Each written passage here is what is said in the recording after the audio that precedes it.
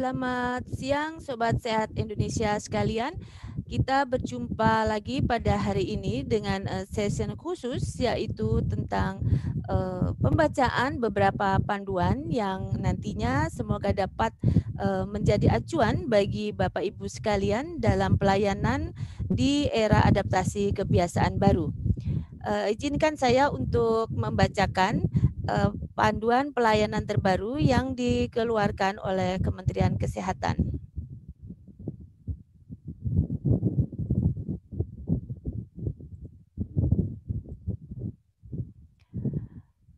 Panduan teknis pelayanan rumah sakit pada masa adaptasi kebiasaan baru ini dikeluarkan oleh Direktorat Pelayanan Kesehatan Rujukan, Direktorat Jenderal Pelayanan Kesehatan Kementerian Kesehatan.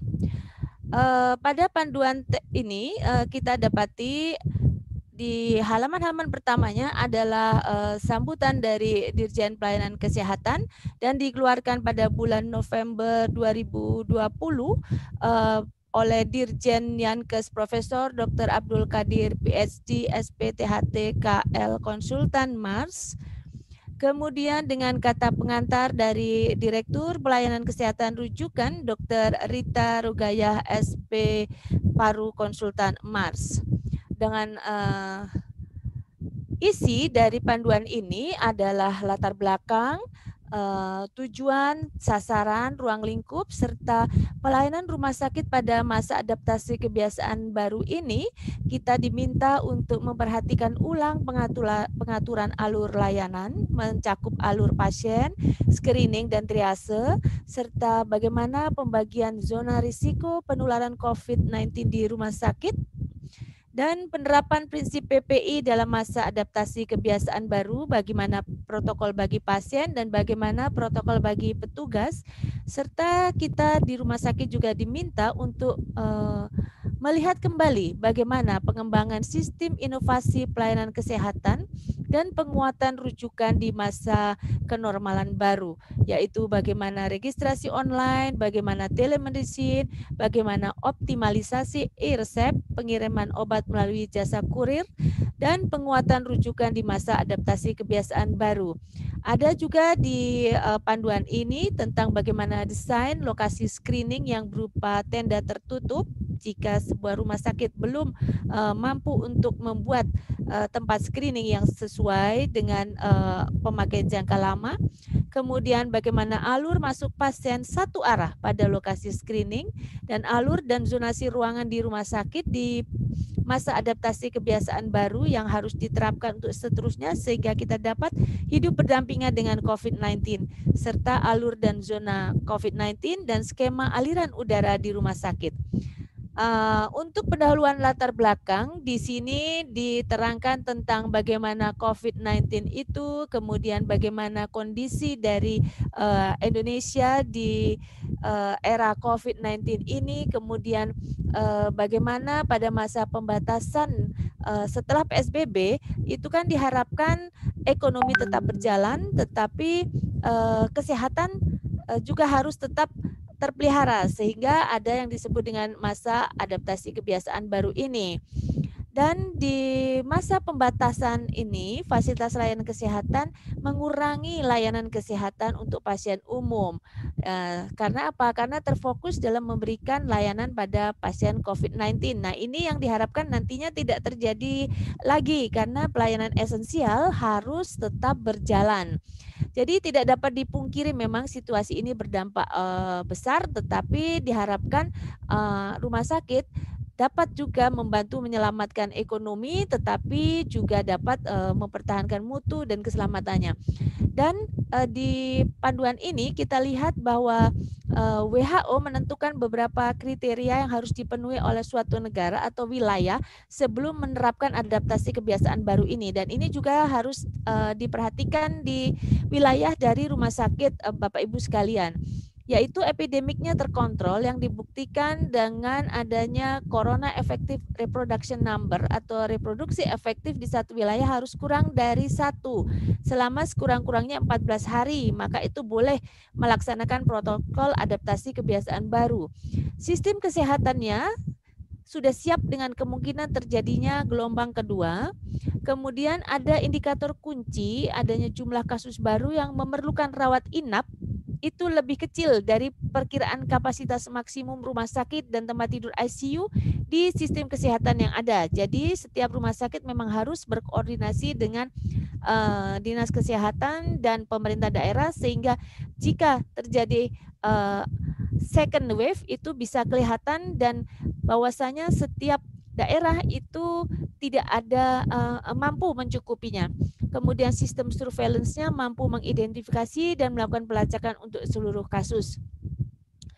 Di masa adaptasi kebiasaan baru itu adalah masa yang diartikan sebagai perubahan perilaku untuk tetap menjalankan aktivitas normal dalam kaitannya dengan situasi pandemik ini didefinisikan sebagai satu tatanan baru. Karena dikatakan ini sebagai tatanan baru, maka sebuah rumah sakit harus mampu menerjemahkan sebagai tatanan baru adalah dapat berupa adanya regulasi-regulasi baru. Karena regulasi baru itu diakibatkan oleh tatanan yang baru yang memungkinkan masyarakat dalam hal ini berhubungan juga dengan rumah sakit untuk hidup berdampingan dengan COVID-19. Nah, karena masyarakat sebagai klien kita sebagai pelayan dari masyarakat itu masyarakatnya berdampingan dengan COVID, maka kita juga harus mengubah tatanan kita. Pelayanan kesehatan ini memang sektor yang paling terdampak oleh situasi pandemi ini, maka harus mulai memikirkan langkah yang akan diambil untuk tetap merawat pasien COVID, namun di saat bersamaan juga tetap memberikan pelayanan kepada pasien umum dengan risiko penularan yang seminimal mungkin, sehingga ini disebut dengan istilah balancing act, ya. Kemudian tujuan umum disusunnya panduan ini adalah sebagai acuan. Nah, karena panduan ini dalam tujuannya adalah merupakan acuan, maka setiap rumah sakit yang membuat regulasi baru terkait dengan hal-hal adaptasi kebiasaan baru ini, maka panduan ini harus merupakan salah satu acuannya bagi pemilik dan pengelola rumah sakit dalam menyesuaikan kembali layanan rumah sakit dalam masa adaptasi kebiasaan baru. Kemudian tujuan khususnya panduan teknis ini dibuat sebagai acuan bagi penyelenggara, baik pemilik dan pengelola rumah sakit dalam mempersiapkan manajemen layanan yang sesuai dengan standar protokol kesehatan nasional dan mendukung produktivitas kerja namun tetap memprioritaskan kesehatan dan keselamatan dengan pencegahan dan pengendalian transmisi COVID sehingga dapat memberikan perlindungan terhadap keselamatan pasien, masyarakat, lingkungan, rumah sakit, dan sumber daya manusia di rumah sakit. Dari tujuan khusus ini kita melihat bahwasanya mungkin regulasi itu dibuat sampai ke atas yang mendukung era adaptasi kebiasaan baru ini. Jadi harus ada peninjauan kembali dari setiap regulasinya. Tim PPI di rumah sakit dalam meningkatkan mutu layanan pencegahan dan pengendalian. Nah, ini berarti regulasi dari PPI itu harus kembali dievaluasi. Kemudian pemberi layanan kesehatan, ini kita, tenaga kesehatan, dalam melakukan layanan kepada masyarakat harus sesuai dengan standar protokol kesehatan nasional. Jadi kita harus melihat kembali PNPK kita yang kita terjemahkan lagi ke dalam PPK di setiap rumah sakit. Nah, ini adalah kerja dari komite dari seluruh profesi, baik itu komite medik, komite keperawatan, Manajemen dan juga komite nakes lain, termasuk di dalamnya nanti adalah komite farmasi, di mana kita lihat dari isi daftar isinya tadi, farmasi juga terpengaruh dalam hal menjadikan panduan ini sebagai acuan. Kemudian untuk pasien, petugas, dan pengunjung rumah sakit yang membutuhkan layanan dan kepentingan lainnya, rumah sakit agar dapat mengikuti protokol kesehatan yang berlaku di rumah sakit untuk meminimalisir terpapar COVID-19.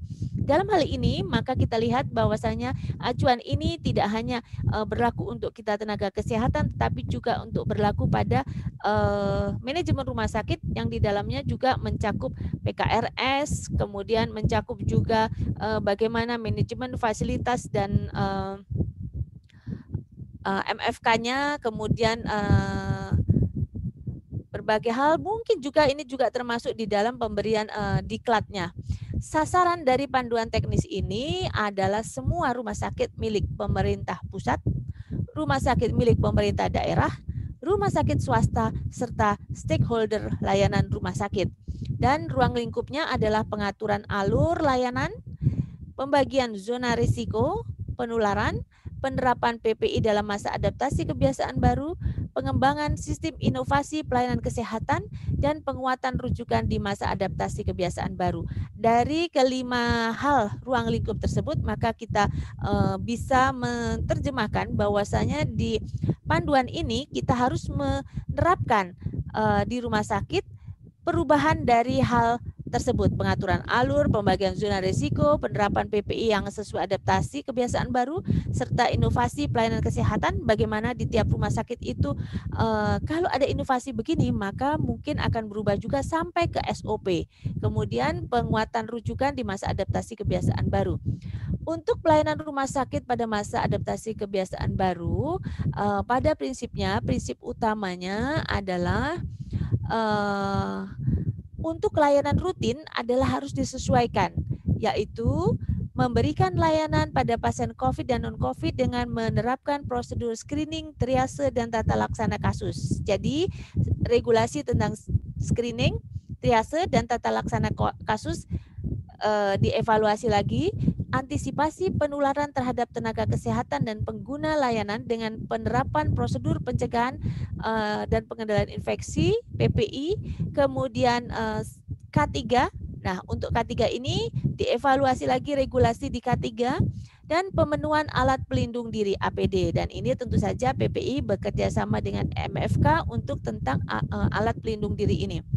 Kemudian menerapkan protokol pencegahan COVID-19 dengan menggunakan masker bagi petugas, pengunjung, dan pasien, menjaga jarak antar orang lebih dari 1 meter, dan rajin mencuci tangan dengan sabun dan air mengalir selama 40 sampai dengan 60 detik dan dengan hand sanitizer selama 20 sampai dengan 30 detik. Item ketiga ini memberi konsekuensi pada rumah sakit juga tentang penyediaan fasilitas untuk cuci tangan, kemudian bagaimana pengaturan untuk kedisiplinan dalam hal penerapan jaga jarak lebih dari 1 meter, kemudian penggunaan masker. Kemudian menyediakan fasilitas perawatan, terutama ruang isolasi untuk pasien COVID-19. Dari item ini kita lihat bahwasanya rumah sakit diharuskan menyediakan fasilitas perawatan untuk pasien kasus COVID-19. Terintegrasi dalam sistem penanganan COVID-19 di daerah masing-masing, sehingga terbentuk sistem pelacakan kasus, penerapan mekanisme rujukan yang efektif, pengawasan isolasi mandiri, dan berkoordinasi dengan dinas kesehatan setempat. Item terakhir ini, item terintegrasi ini membuat sebuah rumah sakit harus memikirkan ulang bagaimana cara untuk mengintegrasikannya. Dan ini mungkin adalah pekerjaan dari Yanmed yang mungkin berhubungan juga pada saat ini, atau sistem komando khusus di rumah sakit sehubungan dengan COVID-19 ini yang berhubungan dengan Satgas di daerah. Mungkin karena ini akan menjadi era adaptasi kebiasaan baru, mungkin dapat diaktifkan dengan mengaktifkan MPP, manajer pelayanan pasien, untuk kelanjutan dari Satgas COVID di rumah sakit. Kemudian melaksanakan kembali pelayanan yang tertunda selama masa pandemi COVID-19. Nah, ini item terakhir ini benar-benar nampaknya sudah harus kita kembali ke pelayanan-pelayanan esensial, terutama di pelayanan maternal neonatal. Untuk dapat memenuhi prinsip tersebut, maka rumah sakit dianjurkan ya, bukan diharuskan ya, dianjurkan. Tetapi kalau anjurannya dari panduan, ini tentu saja anjuran yang super anjuran ya, membuat pembagian dan pengaturan zona risiko COVID-19 dan pembatasan akses masuk di rumah sakit. Nah, ini ternyata akses masuk masih harus dibatasi. Pemanfaatan teknologi informasi untuk inovasi layanan kesehatan, ini kita bisa menggunakan sistem pendaftaran melalui telepon atau online dengan tujuan membatasi jumlah orang yang berada di rumah sakit dalam waktu yang bersamaan. Tentu saja item sistem pendaftaran melalui telepon dan online dengan tujuan membatasi jumlah orang tersebut harus diimbangi dengan regulasi tentang bagaimana DPJP memenuhi waktu untuk datang dengan tepat dan bagaimana jika terjadi perubahan waktu dan disesuaikan juga dengan jam-jam rawat jalan, sehingga tujuan dari pendaftaran telepon ataupun online untuk membatasi jumlah orang ini dapat tercapai. Kemudian, pada aplikasi daftar online, pasien juga dapat diminta untuk mengisi kajian mandiri COVID-19. Tujuannya tetap sama, adalah untuk membatasi jumlah orang yang datang secara bersamaan. Kemudian layanan telemedicine untuk mengurangi jumlah orang yang berada di rumah sakit. Nah, ini layanan telemedicine. Layanan telemedicine ini benar-benar harus ditentukan dan diregulasikan. Beberapa waktu lalu PP POKI sudah membuat membuat seminar tentang hal ini, terkait hal ini dengan pembina PP POKI yang mengatakan bahwasanya telemedicine dapat dilakukan antar nakes, tetapi DPJP harus sudah pernah melakukan pemeriksaan terhadap pasien tersebut baru dapat dilakukan visite secara online ya. Misalnya pasien kita sudah sudah partus, kemudian pasien tersebut masuk ke Pinere, maka kita boleh melakukan visite secara telemedicine. Ataupun pasien yang sudah pulang kemudian kita ingin memeriksa postpartumnya, demikian juga dengan pasien neonatus, maka dapat dilakukan secara telemedicine asal sudah pernah melakukan pemeriksaan awal. Kemudian mengembangkan sistem drug dispensing di mana pasien yang telah menerima layanan telemedicine tidak lagi perlu datang hanya untuk mengambil obat, tetapi juga rumah sakit dapat mengembangkan layanan pengantaran obat atau bekerja sama dengan penyedia jasa lain untuk mengantarkan obat kepada pasien, tetapi tentu saja dengan memperhatikan prosedur pelayanan farmasi di rumah sakit. Jadi harus mengikuti ketepatan yang sesuai dengan standar farmasi terapi. Untuk alur pasien, ada 3 macam cara pasien masuk, yaitu langsung ke rumah sakit atas permintaan pasien sendiri, maka harus melalui proses screening. Dan proses screening ini dilaksanakan dengan cara ini, jadi pasien bisa masuk sendiri, kemudian melalui rujukan dari vaskes tingkat pertama. Rujukan pasien suspek atau konfirmasi COVID-19 tidak perlu dilakukan screening dan langsung diarahkan ke triase COVID. Jadi yang sudah rujukan dengan suspek sudah langsung masuk ke triase COVID.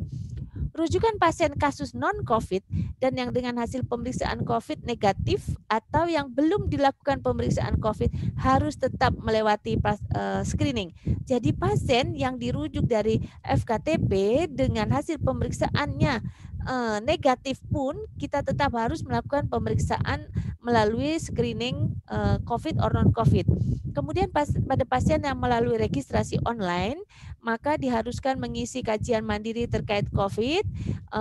Bila terindikasi COVID, langsung diarahkan ke triase rawat jalan COVID ataupun langsung masuk ke IGD COVID. Jadi di sini kita lihat bahwa mungkin rumah sakit kita belum mengadakan rawat jalan yang khusus COVID. Nah, ini harus dikerjakan supaya apa? Supaya pasien tidak hanya yang masuk ke rumah sakit dari IGD saja yang aman, tetapi yang dirawat jalan juga aman. Untuk screening, tujuan screening adalah merupakan proses penapisan di mana seorang individu dievaluasi dan disaring dengan menggunakan kriteria gejala dan riwayat epidemiologi. Nah, ini tentu saja kita harus memastikan bahwa garda terdepan yang melakukan anamnesa dan melakukan screening ini adalah orang-orang sudah terlatih dalam melakukan screening dan terlatih dalam melakukan anamnesa sehingga tidak terjadi kecolongan ya, di mana biasanya pihak rumah sakit mengatakan bahwa pasien berbohong. pasien mungkin tidak berbohong, tetapi kita masih kurang dalam hal pemberian pelatihan untuk melakukan penggalian data. Tujuannya adalah memisahkan pasien yang dicurigai dengan pasien non-COVID, kemudian mengurangi pajanan untuk pasien lain, pengunjung, dan petugas rumah sakit.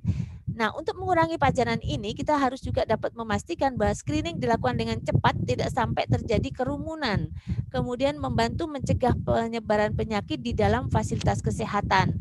Nah, ini juga, jadi kita lihat setelah pasien itu di screening, dirawat jalan tidak boleh ada lagi sudah di luar di screening sudah baik, tetapi di dalam terkumpul lagi pasien-pasien yang sudah di screening dengan suspek COVID dengan yang non-COVID. Nah, ini harus betul-betul diperhatikan. Jadi namanya alur itu sampai terus satu alur yang terbagi dua dari pasien masuk sampai keluar.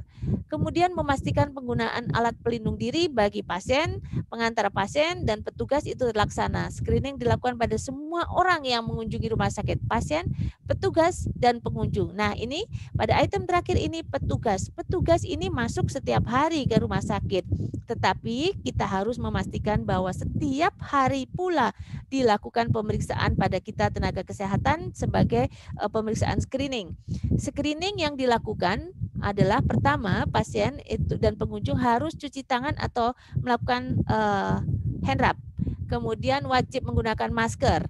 Kemudian dilakukan quick assessment dengan pengecekan suhu badan dengan thermal gun dan pertanyaan sederhana. Jadi ini mencakup demam, kemudian riwayat demam, riwayat sesak nafas, nyeri tenggorokan, anosmia, dan sebagainya, kemudian riwayat epidemiologis.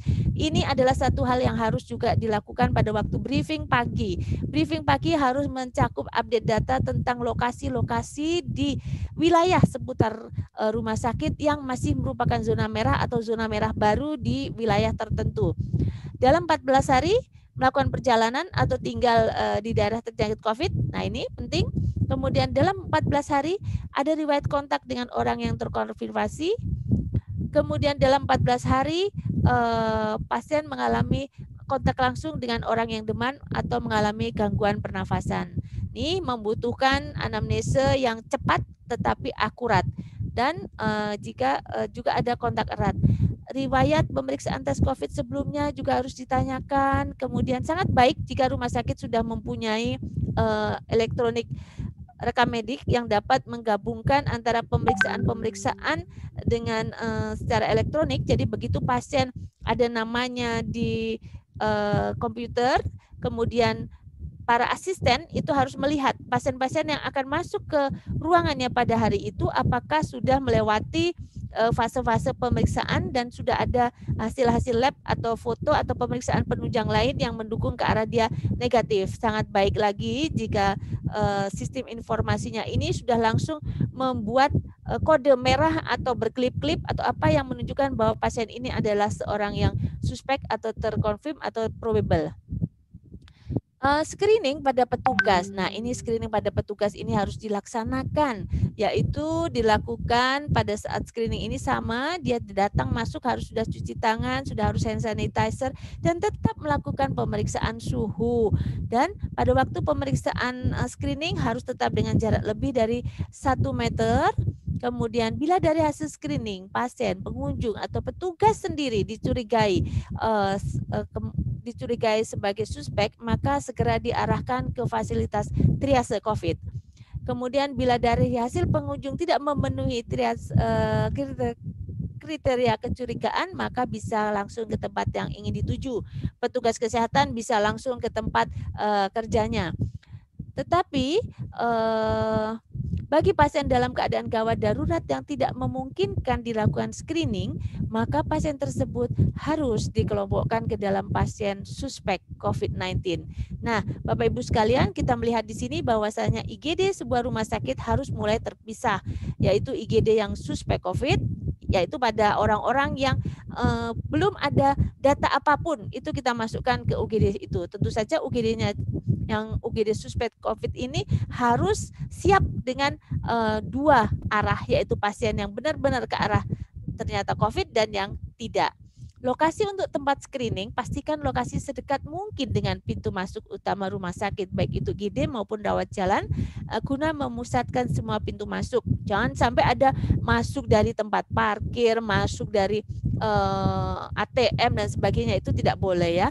Kemudian pastikan akses yang baik untuk pasien, pengunjung dengan keamanan yang terjamin. Upayakan lokasi screening cukup luas untuk menghindari antrian dan alur semua pasien dan pengunjung bersifat satu arah. Bila berbentuk tenda, maka bisa didesain. Ini kita lihat desainnya, ini petugas masuk, berganti baju. Nah, ini kita lihat, ini semua ada akses ventilasi ya. Nah untuk kebersihan dari tenda ini juga adalah salah satu hal yang penting, karena bagaimanapun juga airborne disease ini harus membutuhkan tempat yang bersih dengan aliran udara yang baik, sehingga mungkin dasar dari tenda ini kalau dasarnya misalnya tanah ya tentu saja akan agak sulit dan untuk menjaga kebersihannya. Nah, demikian juga ini untuk yang di ruangan. Di ruangan ini pertama ada ruang screening, di screening di sini, kemudian ada ruang tunggu. Ruang tunggu ini diberi jarak ya, ini kita lihat. Ini kalau Bapak Ibu nonton TV kemarin di di Boyolali dan di Sleman, ini sudah mulai dibuat ya untuk mitigasi bencana. Ini juga sama, diberi pagar dari untuk triase itu 2 meter dengan tinggi 1,2 meter untuk pemisahan ya. Kemudian ada tempat untuk pasien-pasien dengan status COVID. Ini sama. Nah, setelah dilakukan screening, lalu dilakukan triase. Pada prinsipnya proses triase adalah untuk mengidentifikasi pasien yang memerlukan intervensi medis segera atau masih dapat menunggu atau yang mungkin bisa dirujuk atau mungkin pulang saja, ya tergantung pada kondisi. Triase dilakukan di pintu masuk IGD dan rawat jalan. Tindakan yang dilakukan pada triase IGD khusus COVID selain untuk penanganan kegawat daruratan pasien adalah untuk menentukan derajat infeksi COVID-19. Buat apa kita tahu derajat infeksi? Tidak semua rumah sakit dapat menangani pasien COVID sampai dengan derajat tertingginya. Sehingga dari sini di IGD ini, di triasenya kita harus dapat memastikan kebutuhan pasien tersebut untuk dapat dirawat di rumah sakit tersebut atau harus dirujuk. Dan jika harus dirujuk, maka bagaimana sistem rujukannya itu harus diatur. Di sini harus ada anamnesis lengkap. Kalau tadi kan kalau di screening kita menggunakan quick respon ya, pertanyaan-pertanyaan cepat. Maka pada triase kita menggunakan anamnesis lengkap, pemeriksaan fisik dan pemeriksaan penunjang sesuai dengan pedoman pencegahan dan pengendalian COVID. Nah, ini pedoman ini juga sudah diterbitkan oleh Kementerian Kesehatan. Maka Bapak Ibu gandengkanlah pedoman pencegahan dan pengendalian COVID-19 dari Kementerian Kesehatan ini dengan PNPK yang ada di tiap-tiap profesi. Kemudian nanti digabungkan di rumah sakit menjadi sebuah PPK yang mungkin akan mengalami perombakan total dari PPK dari setiap rumah sakit ya. Kemudian di item B ada pembagian zona risiko, yaitu zona ruang adalah pembagian atau pengelompokan ruangan-ruangan pelayanan berdasarkan kesamaan karakteristik fungsi kegiatan ya. Jadi bukan berdasarkan umur pasien, bukan berdasarkan lokasi apapun, tetapi berdasarkan kesamaan karakteristik fungsi kegiatan untuk tujuan tertentu. Pembagian zonasi ruangan di masa adaptasi kebiasaan baru ini tujuannya mencegah penularan ya. Jadi kita harus membedakannya menjadi dua, zona COVID dan zona non-COVID. Dan kita lihat pada area pelayanan yang termasuk dalam zona COVID meliputi area pelayanan dan juga area penunjang. Jangan lupa untuk melihat di area laboratorium khusus COVID. Jadi ini pada pasien suspek kita harus sampai ke laboratorium itu ada alurnya sendiri. Kemudian area radiologi, kemudian area bagian gizi. Nah, di sini kita lihat bahwa yang memberikan gizinya pun dia harus menggunakan APD yang sesuai, kemudian protokolnya sesuai, kemudian tidak berlama-lama, kemudian bagaimana untuk melakukan pemberian informasi, mungkin bisa dengan telemedicine dan sebagainya, bagaimana pemantauannya. Nah, ini harus dipantau. Kemudian area kamar jenazah dan area pengelolaan limbah ya. Untuk di area pelayanannya juga kita lihat di sini adanya area IGD khusus, nah bagaimana dengan maternal COVID? Maternal COVID kita juga harus memastikan bahwa setiap rumah sakit mempunyai di IGD dan di kamar bersalinnya. Area ruang isolasi khusus COVID dengan tekanan negatif dan ventilasi normal, atau area HCU ICU khusus COVID dan ruang bersalin khusus COVID dan ruang operasi khusus COVID. Dan bila memungkinkan, pembagian kedua zona tersebut dalam bentuk ruangan terpisah. Tetapi jika ada kendala, maka opsinya dalam satu instalasi yang perlu dipisahkan antara zona COVID dan non-COVID dapat dibatasi dengan pembatas sementara atau permanen yang ditandai dengan penanda sign yang jelas, sistem jalurnya satu arah. Ya, tentu saja tetap harus dengan penjagaan jarak dan ventilasi yang baik. Kemudian PPI membersihkan dengan teratur, bagaimana cara pembersihannya, kapan waktu membersihkannya, itu ditata sehingga tidak saling menularkan. Kemudian bagi rumah sakit yang mempunyai jumlah SDM yang memadai dapat dibagi menjadi petugas di zona COVID dan non-COVID. Tentu saja ini dapat dilakukan rotasi untuk memastikan SDM yang cukup dapat membuat jadwal shift layanan yang cukup sehingga membuat tenaga kesehatan tetap dalam kondisi yang prima. Tapi kalau ketersediaan ruangan tidak memungkinkan untuk pemisahan zona, maka untuk mengurangi risiko dapat dilakukan dalam bentuk pengaturan jadwal pelayanan atau pembagian jam shift layanan atau hari layanan yang diikuti dengan tindakan dekontaminasi dan sterilisasi baik alat maupun ruangan, ya. Jadi ini PPI harus mempunyai regulasi yang khusus. Nah, zona non-COVID area ruangan yang tingkat risikonya rendah. Ini kita lihat di sini ada area administrasi, area pelayanan rawat jalan, area IGD non-COVID. Kemudian kemudian area penunjangnya. Nah, ini jika kita ingin melihatnya, kita bisa ini nanti bisa disesuaikan ya di rumah sakit Bapak Ibu sekalian. Nah, ini juga untuk zona COVID-nya. Zona COVID-nya ini pun nanti bisa disesuaikan kembali. Nah, sampai loket obat sampai keluarnya. Jadi dari dia masuk, ini sudah terpisah. Sama sekali terpisah ya. Baik, kemudian area untuk rawat jalan khusus COVID. Jadi petugas bagian registrasi yang akan mendaftarkan pasien. Jadi tidak usah pasiennya sendiri. Kemudian seluruh konsultasi poliklinik untuk pasien dilakukan pemeriksaan di ruang konsultasi rawat jalan risiko tinggi oleh dokter, dilakukan pemeriksaan penunjang sesuai indikasi. Bila pasien tidak perlu rawat inap, pasien dapat dipulangkan dengan surat pengantar ke puskesmas. Kalau perlu dilakukan isolasi mandiri, dan ini juga mungkin perlu ada koordinasi, mungkin bisa bergandeng dengan MPP. Jadi MPP tidak hanya berada di rawat inap, tetapi juga berada di rawat jalan. Bila perlu rawat inap diarahkan menuju instalasi rawat inap risiko tinggi dengan cara transportasi yang sesuai. Fasilitas cuci tangan harus ada, pengaturan jarak duduk, sistem ventilasi, pembatas fisik barrier, pembatas antar zona, kemudian tempat sampah beda sesuai dengan jenis sampah. Nah, ini tentu saja ya kita harus melihat bahwasanya sampah dari pasien COVID yang batuk, pilek ini tentu saja harus dipisahkan. Demikian juga dengan area pengambilan swab, ini harus dibedakan. Untuk area instalasi gawat darurat khusus COVID, maka ini harus disediakan khusus saat memasuki area ada ruangan untuk memakai APD, kemudian pemeriksaan, dilanjutkan dengan pemeriksaan penunjang yang ini tentu saja harus disesuaikan dengan alurnya ataukah dengan menggunakan alat foto radiologi yang mobile. Kemudian bila pasien tidak perlu rawat inap dapat dipulangkan juga dengan surat pengantar dan pemantauan isolasi mandiri, juga dengan kapan pasien harus kontrol jika terjadi perubahan perburukan. Bila pasien perlu perawatan lebih lanjut maka langsung dilakukan dirawat inap zona dari COVID. Jika tidak menunjukkan COVID, maka pasien bisa ke ruang non-COVID.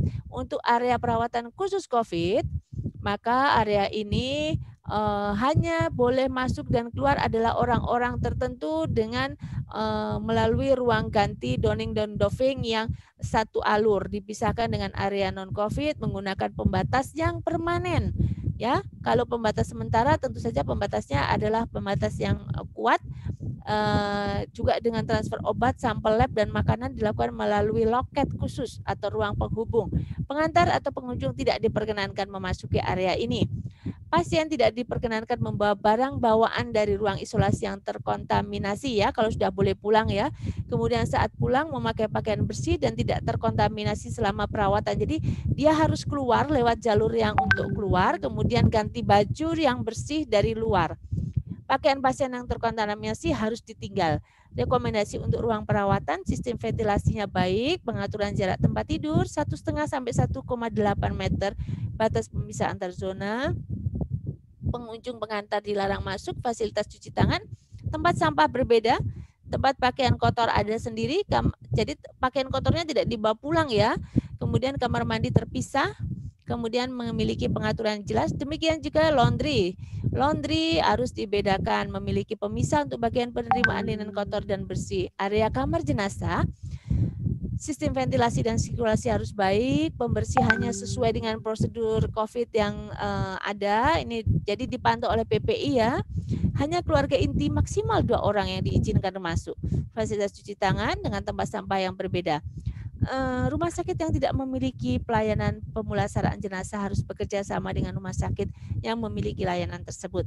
Untuk area pengelolaan limbah, area ini merupakan area penyimpanan dan pengelolaan limbah yang rawan ya, karena bagaimanapun juga limbah dari COVID ini juga masih dapat menularkan, maka harus disesuaikan dengan Permenkes terkait penyelenggaraan penanganan limbah.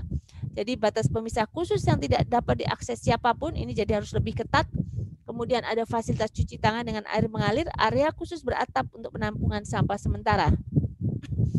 Dan untuk pasien yang di area non-COVID, maka APD yang digunakan dapat mengikuti petunjuk teknis penggunaan alat pelindungan diri dalam menghadapi COVID-19 yang sudah diterbitkan oleh Kementerian Kesehatan. Ya, jadi ini ada tentang APD-nya.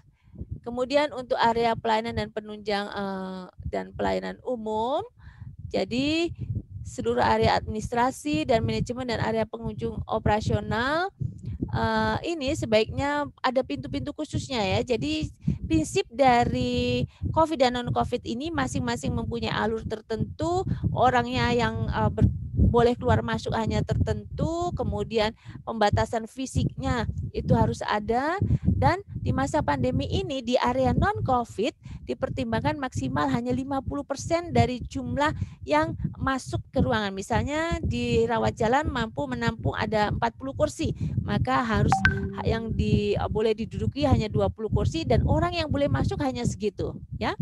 Kemudian penerapan pencegahan protokolnya, ini protokol bagi pasien ini harus selalu kita dengungkan ya, untuk melakukan pendaftaran lewat telepon, laporkan kondisinya. Nanti bagian penerimaan jika ada pasien yang suspek harus mengkonfirmasi ulang dengan cara esbar tebak kepada petugas yang akan melayani pemeriksaan ya seluruh PPJA. Kemudian saat pergi ke rumah sakit menggunakan masker, hand sanitizer, tidak menyentuh bagian muka, datang harus sesuai dengan jadwal. Kemudian saat berada di rumah sakit tetap memakai masker, jaga jarak, tidak menyentuh muka, melaporkan kondisi sakit ya. Jadi usahakan pasien dengan kita itu melaksanakan pekerjaan sesuai dengan hati nurani, maka pasien juga akan bebas berkeluh kesah pada kita. Dengan hasilnya adalah kita bisa sama-sama menghindarkan diri dari terkena COVID. Dan saat keluar juga pakai masker, cuci tangan, tetap menjaga jarak. Nah, untuk petugas sama, lapor segera ke pembina apabila ada terasa tidak enak badan. Dan ini juga tidak usah memakai perhiasan atau aksesoris lainnya ke rumah sakit. Selalu pakai masker, hand sanitizer sendiri. Transportasi paling aman adalah transportasi kita sendiri. Tapi kalau tidak ada, maka jaga jarak. Tidak menggunakan baju dari rumah sakit untuk kita bawa pulang. Di rumah sakit, maka masuk dan kontak dengan pasien sesuai dengan protokol. Demikian juga dengan ganti pakaian pribadi, kemudian memegang pintu, menaik lift dan sebagainya itu disesuaikan ya. Selalu menggunakan masker bedah saat bekerja. Ini sistem registrasi online ya. Untuk telemedicine dikatakan di sini adalah pemberian pelayanan kesehatan jarak jauh oleh profesional kesehatan dengan menggunakan teknologi informasi dan komunikasi melalui pertukaran informasi, diagnosis boleh, pengobatan boleh, pencegahan penyakit dan cedera boleh, penelitian dan evaluasi boleh, dan pendidikan berkelanjutan penyedia layanan kesehatan untuk kepentingan peningkatan kesehatan individu dan masyarakat. Telemedicine merupakan pelayanan kesehatan yang dilakukan oleh dokter antar fasilitas pelayanan kesehatan yang menggunakan teknologi informasi untuk mendiagnosis, mengobati, mencegah, mengevaluasi kondisi kesehatan pasien sesuai dengan kompetensi dan kewenangan dengan tetap memperhatikan mutu pelayanan dan keselamatan pasien. Dari definisi tersebut kita pastikan bahwasanya yang boleh selengkap itu detail adalah antar pelayanan kesehatan ya. Jadi rumah sakit dapat melakukan telemedicine untuk saling bergabung benchmarking, ataupun benchmarking ini mencakup di dalamnya adalah benchmarking info, bukan hanya bermaksud info tentang indikator mutu tetapi untuk berbagai hal lainnya. Nah, tujuannya untuk menekan jumlah kasus petugas yang terkena infeksi, mengurangi tatap muka langsung dengan pasien, dan wujud pembatasan jarak antar individu, serta mengendalikan jumlah kunjungan ke rumah sakit ya, antar tenaga kesehatan ini. Kemudian memberikan komunikasi, informasi, edukasi terkait pola makan dan sebagainya, ini boleh ya. Kemudian pola hidup sehat, dukungan psikis boleh, penjadwalan dan penerimaan hasil pemeriksaan lab ini harus diatur ya, untuk penjadwalan penerimaan hasil lab ini pada siapa kita boleh memberikan informasi ini pada terkait di dalam rumah sakit sendiri, ini harus dilakukan regulasinya. Tetapi kita harus memastikan siapa penerima informasi kita jika diberikan akses untuk hasil pada pasien. Untuk pemberian obat juga untuk mengarahkan rujukan ke rumah sakit yang lain. Metodenya dapat dilakukan dengan metode daring tulisan, suara, atau video langsung. Hasil dicatat dalam catatan digital atau manual yang dipergunakan sebagai dokumen rekam medis. Nah, ini salah satu peluang dan tantangan bagi rumah sakit adalah memasukkan digital ke sesuatu yang manual jika kedua hal tersebut belum terkoneksi satu sama lain. Persyaratannya adalah mempunyai SIP, mempunyai STR di Fasiankes tersebut, kemudian harus melakukan penilaian kelaikan pasien sesuai dengan kompetensi dan kewenangan. Dalam hal pasien tidak dalam kondisi gawat darurat, wajib menilai kelaikan pasien untuk ditangani melalui telemedicine ya. Jadi tidak semua di telemedicine. Kemudian informasinya harus relevan. Kewenangan dalam memberikan pelayanan telemedicine, anamnese, kemudian keluhan, riwayat, kemudian faktor risiko, informasi keluarga. Nah, ini yang boleh dilakukan secara daring. Pemeriksaan fisik tertentu saja yang boleh melakukan audiovisual. Anjuran nasihat boleh, penegaan diagnosa jika harus melalui pemeriksaan fisik tertentu tentu tidak dapat dilakukan. Penata laksanaan dan pengobatan, untuk penata laksanaan dan pengobatan pasien disarankan untuk melakukan pemeriksaan lanjutan ke fasilitas pelayanan kesehatan. Penulisan resep pada pasien yang sudah ada diagnosanya dan sudah pernah kita periksa. Kemudian penerbitan surat rujukan atau tindak lanjut. Nah, ini sudah biasa kita lakukan dengan SEP. Untuk optimalisasi e-resep, pengiriman obat melalui jasa kurir, penyelenggaraan resep elektronik tertutup dilakukan melalui aplikasi dari dokter ke fasilitas pelayanan kefarmasian, ya, tidak keluar. Kemudian terbuka dilakukan dengan cara resep elektronik langsung kepada pasien secara terbuka. Ini membutuhkan kode identifikasi resep elektronik yang dapat diberi. Nah, ini untuk kode identifikasinya ini tentu saja harus diatur dengan regulasinya, dan sistemnya juga harus dibuat oleh tiap-tiap rumah sakit. Resep elektronik digunakan hanya untuk satu kali saja, ya. Kemudian resep elektronik di fasilitas pelayanan kefarmasian dilaksanakan oleh apoteker dengan mengacu pada standar pelayanan kefarmasian. Kemudian jika mungkin diperlukan karena satu hal, maka harus ada persetujuan dari dokter yang menuliskan resep elektronik. Sediaannya harus diterima oleh pasien atau keluarga pasien di fasilitas kefarmasian melalui pengantaran sediaan farmasi. Jadi harus diyakini diterima sendiri oleh pasiennya atau keluarganya. Adapun untuk pengantarannya dapat dilakukan melalui jasa pengantaran yang dapat menjamin keamanan dan mutu sediaan farmasi, kemudian menjaga kerahasiaan pasien, mengantarkannya dalam wadah yang tertutup dan tidak tembus pandang. Kemudian memastikan sediaannya diantar sampai pada tujuan, dokumentasi serah terima, dan pengantaran melengkapi dengan dokumen pengantaran dan nomor telepon yang dapat dihubungi. Operator yang menerima resep elektronik wajib menyampaikan informasi sediaan kepada pasien secara tertulis dan atau melalui sistem elektronik yang harus dapat dibuktikan. Pasien yang telah menerima harus menggunakan obat yang sesuai dengan resep dan informasi dari apoteker. Nah, untuk penguatan rujukan, ini bagian yang terakhir, Sysrute dapat diintegrasikan dengan berbagai aplikasi seperti rumah sakit online, e-medical record, Siruli, kemudian Siranap, Sirajal, tracking ambulan, dan komunikasi lain. Jadi rujukannya ini masih ada banyak kendala ya, sistem rujukan pelayanan kesehatan sebagai penyelenggara pelayanan kesehatan yang mengatur pelimpahan tugas dan tanggung jawab dari satu rumah sakit ke rumah sakit lainnya, diharapkan memang berbasis online dengan Sysrute. Sysrute ini masih membutuhkan lagi kajian ya dan proses protokol kesehatannya di era pandemi ini, karena kadang-kadang kita membutuhkan sangat cepat dan ini harus mempunyai terorganisir yang lebih baik ya. Jadi untuk merujuk itu harus memperhatikan merujuk ke FKTRL, fasilitas kesehatan FKRTL yang sesuai dengan kasus. Kemudian prosedurnya harus dapat persetujuan dulu dari keluarga, kemudian harus ada stabilisasi, kemudian harus ada komunikasi dengan pemanfaatan aplikasi, harus ada surat pengantar yang sesuai, transportasinya alatnya juga sesuai dengan penerapan PPI, kemudian pengawasan medis ya dapat dilakukan dengan EWS, dan pemantauan kondisi di lapangan pada saat berangkat. Nah, Bapak Ibu sekalian, demikian yang dapat saya sampaikan dari panduan pelayanan yang dikeluarkan terbaru dari Kementerian Kesehatan.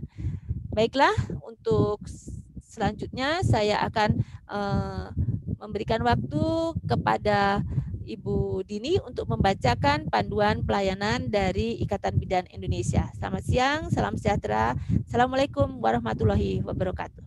Waalaikumsalam warahmatullahi wabarakatuh. Terima kasih Dr. Prita untuk kesempatan yang diberikan kepada saya siang hari ini. Mungkin langsung saja mohon izin saya akan share screen file panduan yang ada dari Ikatan Bidan Indonesia. Mohon izin, sudah terlihat PowerPoint saya? Sudah Mbak Din. Baik. Di sini akan ada paparan tentang peran IBI dalam pelayanan maternal neonatal di era pandemi COVID-19. Kita awali terlebih dahulu mengingat kembali tentang definisi pelayanan kebidanan dan juga praktek mandiri bidan. Pelayanan kebidanan adalah suatu bentuk pelayanan profesional yang merupakan bagian integral dari sistem pelayanan kesehatan yang diberikan oleh bidan secara mandiri, kolaborasi, dan atau rujukan. Jadi di sini bidan memiliki 3 peran, mandiri, kolaborasi, dan rujukan. Tidak serta-merta semua kasus ditangani dengan sendiri, namun hal-hal yang di luar kewenangan dari bidan dapat dilakukan tindakan kolaborasi maupun rujukan. Sehubungan dengan tempat praktek mandiri bidan, definisinya adalah fasilitas pelayanan kesehatan yang diselenggarakan oleh bidan lulusan pendidikan profesi untuk memberikan pelayanan langsung kepada klien. Di sini peran penting dari praktek mandiri bidan di era COVID-19, di mana masyarakat telah menyadari bahwa pemeriksaan atau pelayanan kesehatan di rumah sakit memiliki resiko tinggi. Oleh sebab itu banyak masyarakat yang kemudian beralih kepada praktek bidan mandiri yang banyak terdapat di komunitas, di lingkungan sekitar masyarakat untuk memenuhi kebutuhan akan fasilitas pelayanan kesehatan. Sehingga di sini praktek mandiri bidan adalah salah satu fasilitas penyelenggara kesehatan yang juga membutuhkan penekanan penting untuk adanya protokol pencegahan COVID. Jangan sampai dengan adanya praktek mandiri bidan yang dibuka dekat dengan wilayah masyarakat merupakan pintu masuk utama untuk terjadinya penyebaran COVID-19. Kemudian berlanjut kepada eksistensi dari pendidikan bidan. Di sini pendidikan bidan terdiri dari vokasi, ada di diploma 3, dan dulu juga sempat ada diploma 4 yang alih jenjang dari diploma 3, namun sekarang diploma 4 telah mengalami banyak revisi dari 0 tahun, yaitu dari lulusan SMA. Sudah tidak ada yang alih jenjang, namun di beberapa institusi pendidikan sepertinya masih ada beberapa yang melanjutkan alih jenjang dari diploma 3 ke diploma 4. Sedangkan untuk pendidikan akademik, di bidan sendiri telah ada sarjana 1 atau S1, kemudian magister atau S2, dan juga pendidikan doktor sampai ke S3, dan juga terdapat pendidikan profesinya. Di sini untuk kompetensi dan kewenangan bidan meliputi antara lain pelayanan kesehatan ibu, pelayanan kesehatan anak dan balita, pelayanan kesehatan reproduksi dan KB, juga untuk pelaksanaan tugas berdasarkan pelimpahan wewenang, dan pelaksanaan tugas dalam keadaan keterbatasan tertentu. Nah, untuk upaya IBI dalam mendukung pelayanan maternal neonatal di era pandemi COVID-19, di antara hal yang telah dilakukan adalah melakukan konsolidasi dan penggerakan potensi internal IBI, di antaranya dengan melakukan komunikasi dan koordinasi dengan pengurus daerah provinsi melalui virtual meeting, mengidentifikasi bidan yang terdampak COVID-19, terdapat bidan yang positif dirawat di rumah sakit dan sudah sembuh. Data ini belum diperbarui. Data ini kebetulan adalah ditulis oleh pengurus pusat IBI pada awal bulan-bulan pertama terjadinya COVID di Indonesia. Dilaporkan juga banyak bidan yang menutup prakteknya karena masih banyak keterbatasan APD. Mengidentifikasi kebutuhan bantuan bagi bidan khususnya untuk praktek mandiri bidan. Pengurus daerah IBI provinsi mengupayakan bantuan dari berbagai pihak di daerah masing-masing, baik dari anggota IBI maupun dari stakeholders, dan membagikan kepada bidan maupun masyarakat berupa masker, APD, hand sanitizer, sembako, dan juga vitamin. Ada pengurus daerah IBI yang memproduksi masker bersama pengurus dan dibagikan kepada bidan maupun masyarakat. Pengurus pusat IBI memberikan bantuan kepada pengurus daerah IBI di 34 provinsi untuk pengadaan APD. Pengurus pusat IBI juga mensosialisasikan panduan yang dikeluarkan oleh Kemenkes, POGI, dan IDAI kepada anggota melalui website dan medsos IBI. Pengurus pusat IBI juga menyusun panduan teknis pelayanan kebidanan bagi praktek mandiri bidan yang merupakan rangkuman dari berbagai panduan yang telah dikeluarkan. Kemudian untuk level advokasi, IBI ikut dalam memberikan virtual meeting dengan Kemenkes dan BKKBN dalam membahas keberlangsungan pelayanan KIA dan KB di era pandemi COVID-19. IBI juga mengusulkan agar Kemenkes dan BKKBN di samping memfasilitasi dan memberikan bantuan bagi nakes di fasilitas pemerintah, juga dapat memberikan bantuan kepada praktek mandiri bidan. Melakukan advokasi kepada stakeholders untuk mendapatkan bantuan dari UNFPA, USAID, Jalin, dan sedang dalam proses realisasi sesuai wilayah proyeknya. IBI juga melakukan virtual meeting dengan tim ICM Pusat dan Asosiasi Bidan di wilayah negara Siero dalam berbagai informasi dan lesson learned dari berbagai negara. IBI ikut dalam virtual meeting antara operasional kesehatan dengan Komisi 9 DPR RI untuk memberikan masukan terhadap dukungan yang diperlukan oleh IBI. Nah, untuk panduan praktis pelayanan kebidanan dalam praktek mandiri bidan selama situasi pandemi COVID-19, diantaranya untuk ibu hamil, jika ibu hamil tidak ada keluhan, diminta mempelajari buku KIA di rumah dan menerapkannya dalam kehidupan sehari-hari, dan juga segera ke fasilitas kesehatan jika ada tanda keluhan atau tanda bahaya. Tanda bahaya tersebut juga telah ada di dalam buku KIA, dan di sini bidan akan memberikan motivasi untuk selalu membaca buku KIA secara mandiri. Apabila diperlukan pemeriksaan ANC, ibu hamil dapat membuat janji terlebih dahulu dengan bidan melalui telepon atau WA. Bidan melakukan pengkajian komprehensif sesuai standar, termasuk informasi yang berkaitan dengan kewaspadaan penularan COVID-19.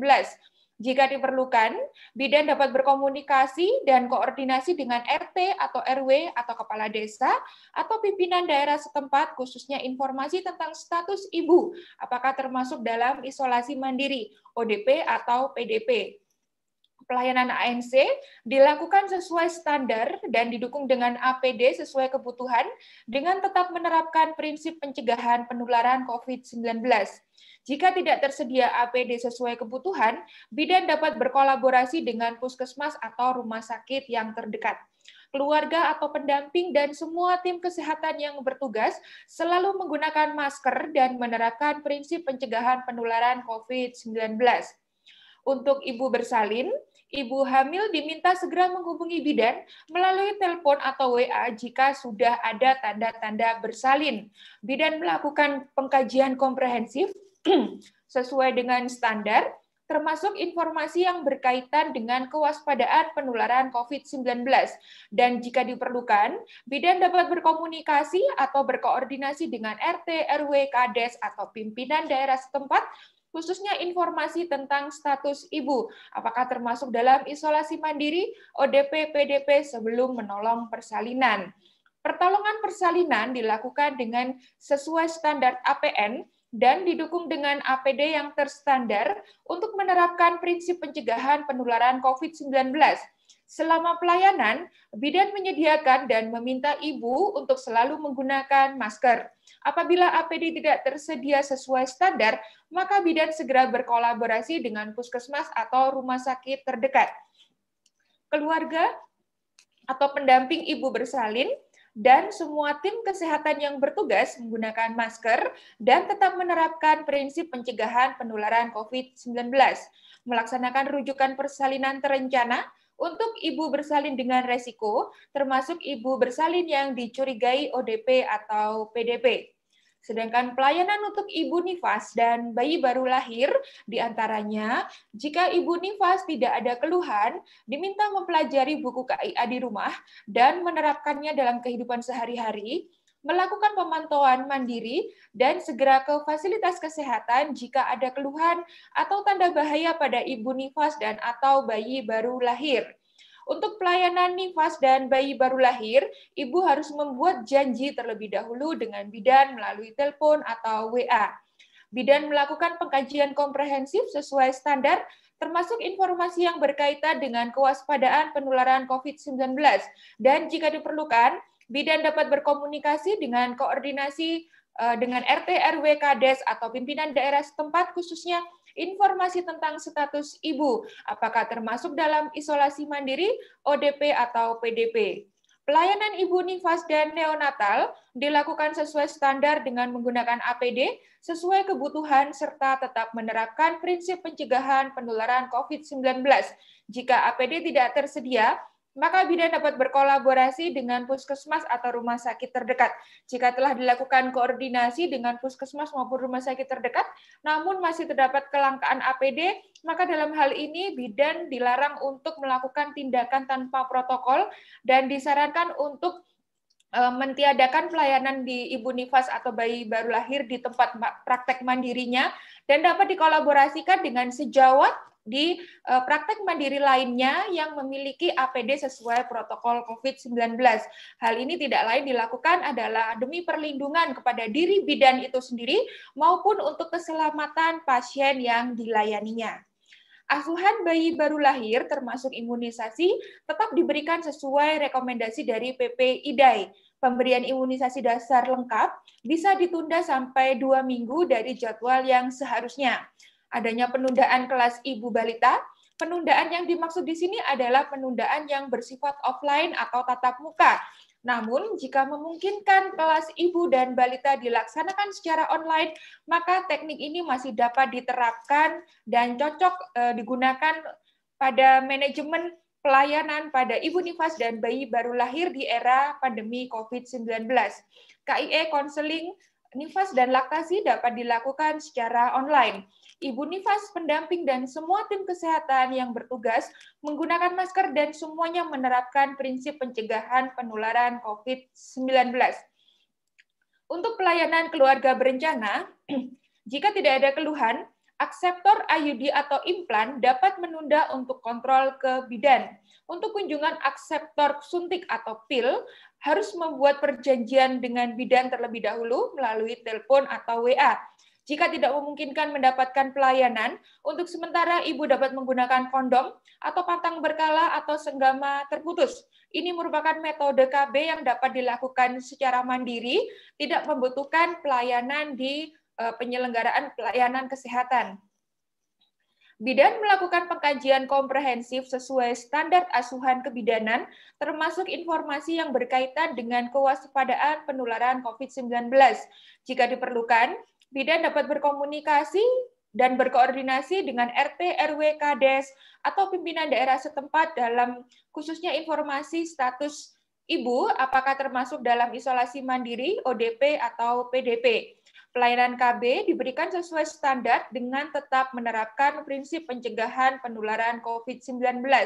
Akseptor dan pendamping serta semua tim kesehatan yang bertugas menggunakan masker dan menerapkan prinsip pencegahan penularan COVID-19. KIE, konseling kesehatan reproduksi dan KB dapat dilakukan secara online.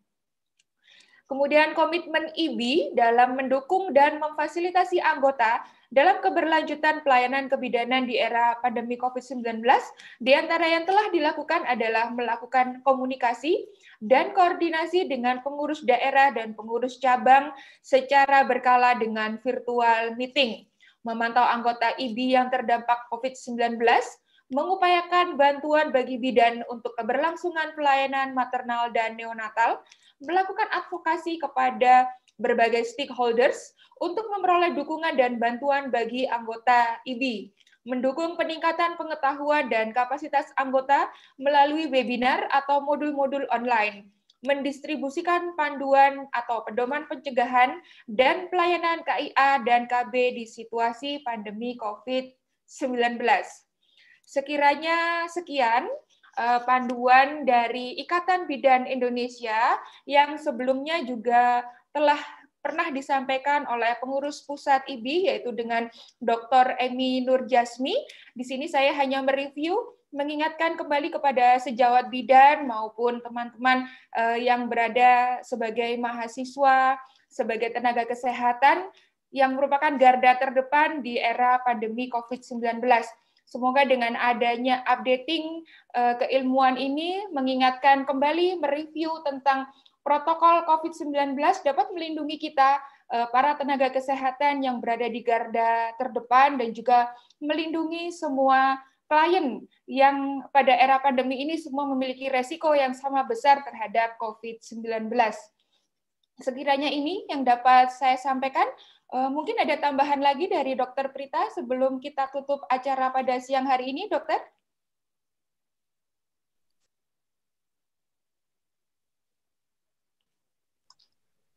Tidak ada, Mbak Dini. Baik, jika tidak ada, mohon izin untuk webinar pada sesi siang hari ini akan closing, nggih, Dokter? Baik, kita telah ada di penghujung acara.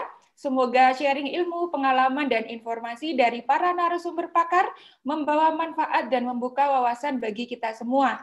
Kami ucapkan terima kasih kepada narasumber tunggal hari ini yang telah luar biasa, Dr. Prita Mulyarini, Tak lupa juga terima kasih atas partisipasi seluruh audiens yang bergabung di Zoom maupun YouTube live streaming. Jangan lupa untuk selalu mengikuti Zoominar Hoxi Malang setiap hari Jumat dan Sabtu. Silakan juga follow Instagram @hoxi_malang dan subscribe YouTube di channel Hoxi Malang Official untuk mendapatkan informasi update event selanjutnya, link materi, dan juga link sertifikat.